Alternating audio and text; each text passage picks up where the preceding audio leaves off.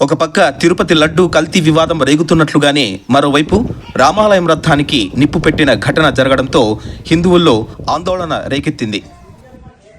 అనంతపురం జిల్లా రాయదుర్గం నియోజకవర్గం కణేకల్లు మండలం హనకనహాల్ గ్రామంలో మంగళవారం అర్ధరాత్రి శ్రీ రామాలయం రథానికి గుర్తు తెలియని దుండగులు నిప్పు పెట్టారు. అర్ధరాత్రి చోటు చేసుకున్న ఈ సంఘటనను గమనించిన స్థానికులు మంటలను ఆర్పివేయడంతో పెద్ద ప్రమాదమే తప్పింది. అయినప్పటికీ సగానికి పైగా రథం కాలిపోయింది. హిందువుల మనోభావాలను దెబ్బతీయడానికి కుట్ర జరిగి ఉండవచ్చుననేమో అనుమానంతో పోలీసులు దర్యాప్తు కొనసాగిస్తున్నారు. 4 బృందాలుగా ఏర్పడి పోలీసులు దర్యాప్తు చేస్తున్నారు. రథం కాలిన ప్రదేశంలో విలువైన సమాచారం సేకరించినట్లు పోలీసులు వెల్లడించారు. సమాచారం ఆధారంగా నిందితుల కోసం పోలీసులు ముమ్మరంగా గాలింపు చర్యలు చేపట్టారు.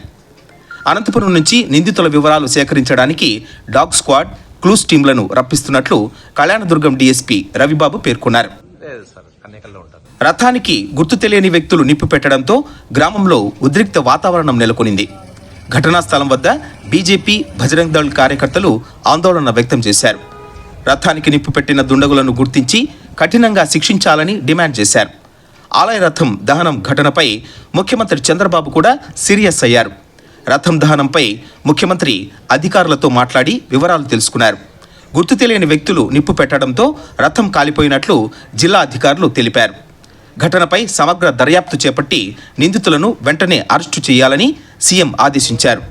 దర్యాప్తు వివరాలను ఎప్పటికప్పుడు తనకు తెలియజేయాలని సీఎం తెలిపారు.